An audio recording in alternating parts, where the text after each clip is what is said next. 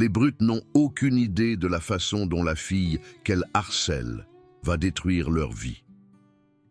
Définitivement, Sophie était assise tranquillement au fond du bus scolaire, les yeux fixés sur son cahier, alors qu'elle essayait d'ignorer les ricanements des sièges derrière elle. Le trajet en bus jusqu'à l'Académie Saint-Germain pour jeunes filles était devenu une épreuve quotidienne, une épreuve qu'elle endurait avec une détermination silencieuse. Sa meilleure amie Léa était assise à côté d'elle, jetant parfois un regard inquiet aux trois filles qui semblaient prendre plaisir à rendre leur vie misérable. Derrière elle, Victoria commandait l'attention comme une reine tenant sa cour. Sa coiffure impeccable et son uniforme de créateur la désignaient comme une membre de la royauté dans la hiérarchie sociale de leur prestigieuse école. L'influence de son père atteignait tous les coins de l'institution, garantissant que Victoria ne serait jamais confrontée aux conséquences de ses actes. À côté d'elle était assise Juliette, sa fidèle lieutenant qui était suspendue à chacun de ses mots, et derrière elle, Inès, le troisième membre de leur cercle exclusif, qui semblait souvent mal à l'aise face à leur comportement, mais ne disait jamais rien. « Regardez la petite souris », murmura Victoria juste assez fort pour que Sophie l'entende. Toujours en train de gribouiller dans ce pathétique journal intime, sa voix portait la cruauté particulière que seules les adolescentes pouvaient perfectionner, conçue pour blesser profondément tout en conservant une possibilité de déni plausible. La main de Sophie se serra autour de son stylo, mais elle refusa de donner à Victoria la satisfaction d'une réaction. Elle avait appris très tôt lors de son séjour à Saint-Germain que se défendre ne faisait qu'aggraver les choses. L'administration de l'école semblait aveugle au comportement de Victoria, ou peut-être choisissait-elle simplement de détourner le regard, compte tenu des dons importants de sa famille à l'école. Le bus tressaillit en s'arrêtant à l'arrêt suivant, et Victoria se leva soudainement, renversant délibérément son café sur l'uniforme blanc immaculé de Léa. Le liquide chaud imprégna le tissu, le tachant de brun et laissant Léa haletante sous le choc. « Oh, je suis tellement désolée », dit Victoria avec une fausse sincérité, sa voix dégoulinant d'une fausse inquiétude. « Quelle maladresse de ma part !» Elle utilisa la diversion pour descendre du bus inaperçu, rencontrant son petit ami secret, Maxime, au café en face. Leur relation était interdite par sa famille conservatrice, rendant ces moments volés à la fois excitants et dangereux. À l'école, Léa essaya désespérément de nettoyer la tache de son uniforme, mais les dégâts étaient faits. Ce n'était pas la première fois que Victoria la prenait pour cible, et ce ne serait certainement pas la dernière. Le miroir de la salle de bain reflétait son expression frustrée alors qu'elle frottait la marque tenace, sachant que sa mère serait furieuse à propos de l'uniforme ruiné. Pendant ce temps, Victoria s'était changée en vêtements plus décontractés dans les toilettes du café, son cœur battant la chamade d'excitation et de nervosité. C'était sa première rencontre avec Maxime en personne après des mois de discussions sur les réseaux sociaux. Elle avait soigneusement construit cette tromperie élaborée, utilisant l'absence de son ami à l'école comme couverture pour son propre absentéisme. De retour à l'Académie Saint-Germain, leur professeur de littérature, Madame Dubois, présenta une nouvelle élève à la classe. Isabelle entra avec une assurance qui la distinguait immédiatement des autres filles. Son style unique et son attitude intrépide créèrent des vagues de curiosité dans toute la classe. Elle semblait immunisée contre les pressions sociales qui régissaient le reste d'entre elles, une qualité qui intriguait et menaçait l'ordre établi. Pendant le déjeuner, Sophie était assise avec Léa dans leur coin habituel, toutes deux parfaitement conscientes des regards et des chuchotements des autres élèves. L'isolement social était peut-être pire que le harcèlement direct, créant une atmosphère où elle se sentait constamment sous surveillance. Léa picorait sa nourriture, toujours contrariée par l'incident du matin, tandis que Sophie essayait de lui offrir du réconfort, malgré sa propre frustration croissante. Ce soir-là, Sophie appela son petit ami, Antoine, cherchant du réconfort dans leur relation naissante. Ils étaient ensemble depuis seulement quelques semaines, mais sa présence dans sa vie lui apportait une rare source de bonheur. Cependant, quand il l'appela en plaisantant une « antello » pendant leur conversation, le mot la frappa comme un coup physique. C'était le même terme que Victoria utilisait pour la tourmenter quotidiennement, et l'entendre de quelqu'un qui lui était cher lui donna l'impression d'une trahison. Le lendemain apporta de nouvelles humiliations. Pendant l'entraînement de basketball, Victoria visa délibérément Sophie avec des jeux agressifs, utilisant le sport comme couverture pour sa cruauté. Lorsque l'entraîneur insista pour que Victoria passe le ballon à sa coéquipière, elle le lança plutôt directement au visage de Sophie, affirmant que c'était un accident. La légère réprimande de l'entraîneur ne signifiait rien pour Victoria, qui savait que l'influence de son père la protégerait de toute conséquence réelle. Dans le vestiaire après, les tensions montèrent encore. Victoria accusa Sophie d'un comportement inapproprié, une fausse allégation qui envoya des ondes de choc à travers le groupe d'élèves qui se changeait. Isabelle fut témoin de tout l'incident et savait que Victoria mentait, mais elle resta silencieuse, ne voulant pas s'impliquer dans le drame. L'accusation était suffisamment grave pour justifier une enquête, mais les compétences de manipulation de Victoria tournèrent la situation à son avantage. Sophie sentit les murs se refermer autour d'elle. La fausse accusation avait donné à Victoria de nouvelles munitions, et elle les utilisa impitoyablement. D'autres élèves commencèrent à regarder Sophie avec suspicion et dégoût, croyant à la performance convaincante de Victoria. L'isolement devint total, même certains professeurs la traitant différemment en se basant sur les allégations non fondées. Incapable de supporter plus longtemps l'injustice, Sophie prit une décision qui allait tout changer. Elle avait surpris Victoria en train de planifier une autre rencontre non autorisée avec Maxime, et elle y vit une opportunité de vengeance. Sophie se rendit directement au bureau du proviseur et signala l'absentéisme de Victoria, fournissant des détails précis sur ses habitudes de sécher les cours. La proviseure, Madame le maire, fut obligée d'agir lorsqu'on lui présenta des preuves concrètes du comportement de Victoria. Elle convoqua Victoria dans son bureau et la confronta aux allégations d'absentéisme. Cependant, même confrontée à des preuves claires, Victoria ne reçut qu'un avertissement. L'explication de la proviseure était transparente dans sa corruption. Il ne pouvait pas se permettre de mettre en colère le père influent de Victoria, qui avait trop de pouvoir sur le conseil d'administration de l'école. L'équipe de Victoria réalisa rapidement que quelqu'un avait trahi leur chef. Elles firent pression sur le personnel d'entretien et les autres élèves, utilisant des tactiques d'intimidation pour découvrir l'identité de l'informateur. Quand elles découvrirent que c'était Sophie, leur rage fut immédiate et terrifiante. Elles la coincèrent derrière le bâtiment de l'école, loin des caméras et des témoins. L'attaque fut rapide et brutale. Victoria et ses disciples encerclèrent Sophie, se relayant pour la pousser et la frapper pendant qu'elle implorait la pitié. La violence s'intensifia jusqu'à ce que Victoria saisisse la tête de Sophie et la claque contre le mur de béton, la faisant perdre connaissance. Les filles s'enfuirent, laissant Sophie saignante et immobile sur le sol. Isabelle trouva Sophie inconsciente quelques minutes plus tard et appela immédiatement à l'aide. L'ambulance arriva rapidement, mais les dégâts étaient faits. Sophie fut transportée d'urgence à l'hôpital avec une grave blessure à la tête, tandis que ses agresseurs avaient disparu sans laisser de traces. Les conséquences de l'agression allaient tester la boussole morale de chacun et révéler la vraie nature des personnes impliquées. Lorsque la police arriva à l'école pour enquêter, Victoria et ses amis présentèrent un front uni de déni. Elles affirmèrent ignorer complètement l'incident, allant même jusqu'à suggérer que Sophie avait inventé toute la situation pour attirer l'attention. Leur performance fut suffisamment convaincante pour créer le doute, surtout compte tenu de la réputation de leur famille et de leur influence au sein de la communauté. Isabelle fit face à sa propre crise morale pendant l'interrogatoire de la police. Elle avait été témoin de l'attaque, mais elle se retrouva terrifiée par les menaces de Victoria. Juliette l'avait coincée après l'incident, lui faisant clairement comprendre que parler entraînerait de graves conséquences. La pression était intense et le silence d'Isabelle devint une autre victoire pour les brutes. Quelques jours plus tard, lorsque Sophie reprit enfin conscience, l'école organisa une assemblée pour aborder l'incident.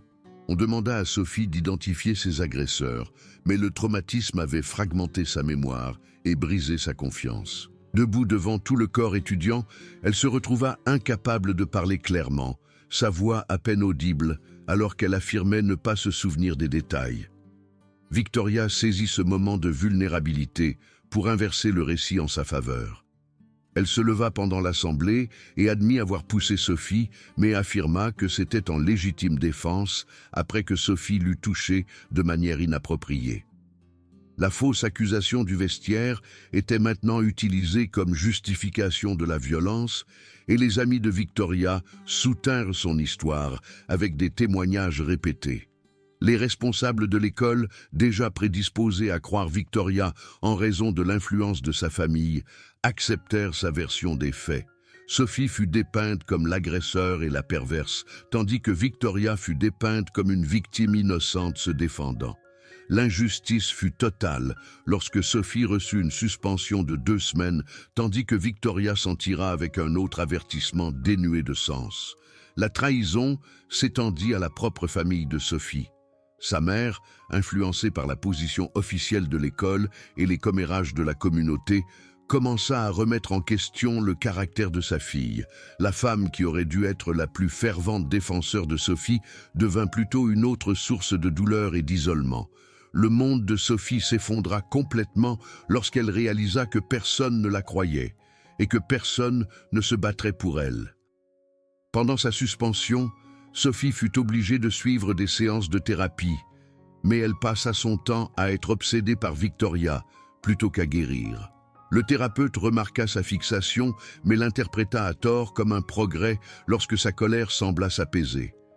En réalité, Sophie planifiait sa vengeance, canalisant sa douleur en une détermination froide et calculée à détruire ceux qui lui avaient fait du tort.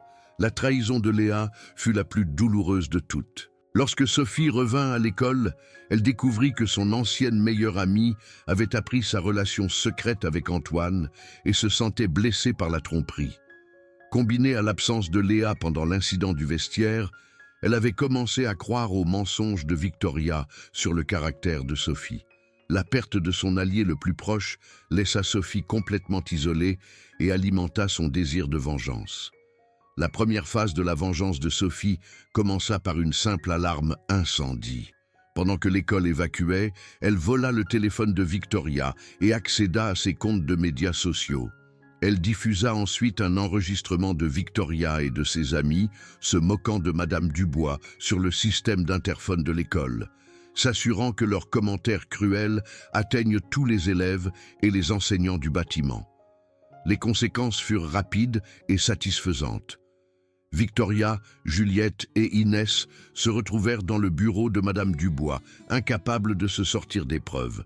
Leur punition comprenait des tâches de nettoyage et une interdiction de toutes les activités sportives, mettant ainsi fin à leur chance de faire partie de la prestigieuse équipe de football sur laquelle elles comptaient. Les regarder nettoyer les toilettes en uniforme d'agent d'entretien pendant que les autres élèves riaient fut le premier avant-goût de justice que Sophie ait connu. Isabelle s'approcha de Sophie après l'incident, révélant qu'elle était au courant de la farce et l'avertissant de faire attention. Cette interaction conduisit à une révélation inattendue sur le passé d'Isabelle.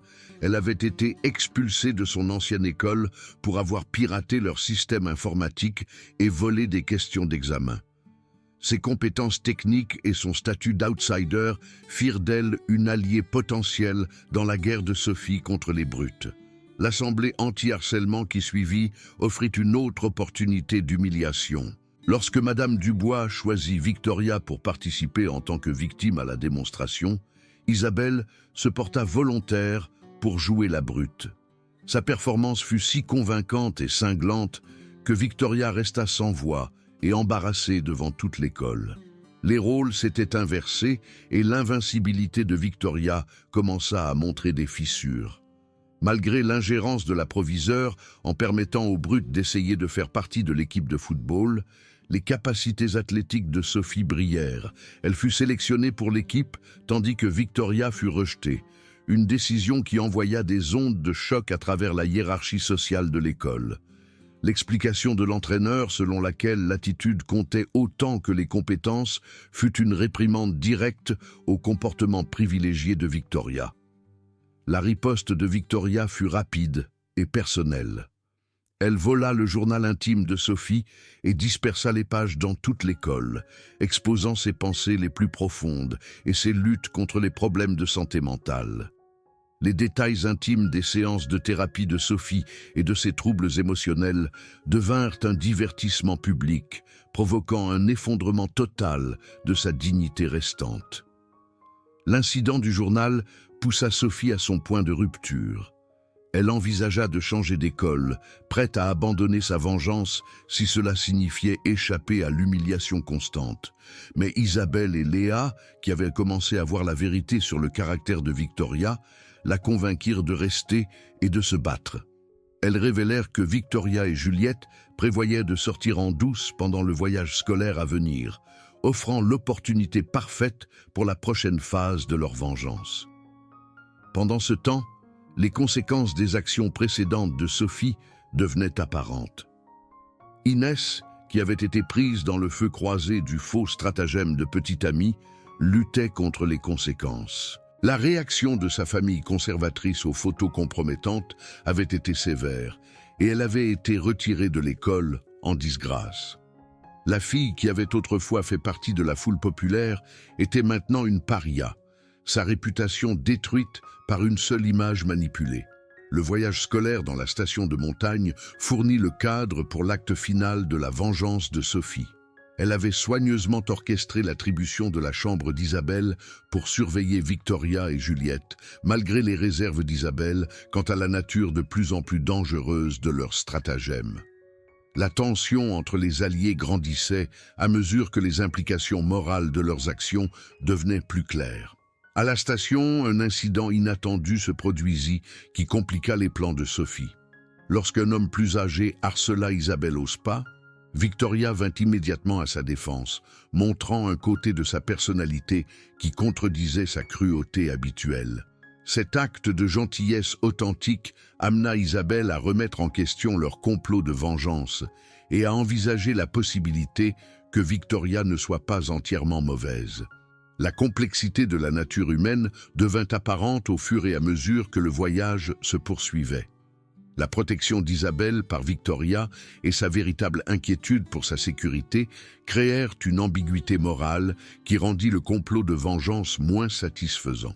Isabelle commença à plaider pour une approche différente, suggérant qu'elle confronte Victoria directement plutôt que de continuer leur stratagème destructeur. La réponse de Sophie au changement d'avis d'Isabelle fut dure et révélatrice. Elle expulsa Isabelle de leur groupe, déterminée à mener à bien sa vengeance seule. L'isolement qui lui avait autrefois été imposé était maintenant auto-imposé, car elle repoussait quiconque remettait en question ses méthodes. La victime était devenue la brute, perpétuant le cycle de la blessure et de la vengeance. L'incident de la boîte de nuit qui suivit fut une leçon de maître en manipulation et en compromis moral. L'information de Sophie au professeur sur les élèves disparus mit tout le monde en danger, y compris Isabelle, qui avait rejoint à contre-cœur le groupe de Victoria. Les conséquences de cette trahison s'étendirent bien au-delà de leur cercle immédiat, affectant des parties innocentes et créant de nouvelles victimes. Juliette supporta le poids des conséquences de l'incident de la boîte de nuit. Sa vie familiale abusive signifiait qu'être prise dehors la nuit entraînait des violences physiques de la part de son père alcoolique. Les ecchymoses qu'elle portait à l'école rappelaient brutalement les conséquences réelles de leur drame d'adolescente. Pourtant, Sophie ne ressentait aucun remords, considérant la souffrance de Juliette comme une juste rétribution pour des années de tourments. La phase finale de la vengeance de Sophie visa Victoria directement, utilisant sa relation secrète comme une arme. Sophie avait recueilli des informations détaillées sur le petit ami de Victoria, Maxime, y compris son adresse et sa routine quotidienne. Lorsque Victoria planifia une autre rencontre secrète, Sophie y vit l'opportunité de détruire complètement son ennemi. La complexité de la vie familiale de Victoria devint apparente au fur et à mesure que le plan se déroulait. Le comportement contrôlant et les tendances violentes de son frère aîné, Hassan, étaient bien connus au sein de la famille, mais son autorité était incontestée. La relation de Victoria avec Maxime n'était pas seulement interdite. Elle était réellement dangereuse, compte tenu des valeurs conservatrices extrêmes de sa famille et du tempérament explosif d'Hassan. La décision de Sophie d'exposer l'emplacement de Victoria à Hassan fut le point de non-retour. Malgré les supplications d'Isabelle, de Léa et même de Juliette de reconsidérer, Sophie envoya les informations qui mettraient Victoria en danger de mort. La vengeance qui avait commencé par des farces et des embarras avait dégénéré en conséquences potentiellement mortelles. La confrontation à l'appartement de Maxime fut rapide et terrifiante. La découverte de la relation de sa sœur par Hassan déclencha une rage qui alla au-delà de la discipline familiale normale. L'arme qu'il avait transportée dans sa voiture plus tôt devint un outil de meurtre potentiel alors qu'il la pointait sur Victoria, qui ne pouvait que supplier pour sa vie pendant qu'il décidait de son sort. La révélation que Maxime était en fait le fils de la proviseure, Madame le maire, ajouta une autre couche de complexité à la situation. La corruption et le favoritisme qui avaient protégé Victoria tout au long de sa carrière scolaire étaient en partie motivés par le désir de la proviseure de protéger sa propre famille du scandale. Le réseau de relations et de connexions cachées qui régissait leur monde était plus complexe que quiconque ne l'avait réalisé. Au lendemain de sa vengeance réussie, Sophie traversa les couloirs de l'école avec un sentiment de satisfaction totale. Elle avait systématiquement détruit chacun de ses bourreaux, utilisant leurs propres armes contre eux. La manipulation psychologique, l'isolement social et la destruction de la réputation qui lui avait autrefois été infligée étaient maintenant des outils dans son arsenal. La vue de Juliette pleurant dans le couloir ne signifiait plus rien pour Sophie maintenant. La fille, qui avait autrefois désespérément besoin d'amitié et d'acceptation, avait été transformée en quelque chose de froid et de calculateur. Les brutes avaient créé un monstre, et ce monstre s'était avéré plus impitoyable qu'elle ne l'avait jamais été. Le cycle de la vengeance avait atteint sa conclusion, mais le véritable coup ne commençait qu'à être compris. La victoire de Sophie était complète, mais elle s'était faite au détriment de sa propre humanité. La fille, tranquille et timide, qui n'avait autrefois recherché que l'acceptation, était devenue quelque chose qu'elle n'aurait pas reconnu, prouvant que parfois, le remède peut être pire que la maladie. Les couloirs de l'école, qui avaient autrefois résonné de la souffrance de Sophie, témoignaient maintenant de son triomphe. Mais en gagnant sa guerre contre les brutes, elle avait perdu quelque chose de bien plus précieux, son innocence, sa compassion et sa capacité à voir au-delà des ténèbres qui avaient consumé son monde. La vengeance était complète, mais la véritable tragédie ne faisait que commencer.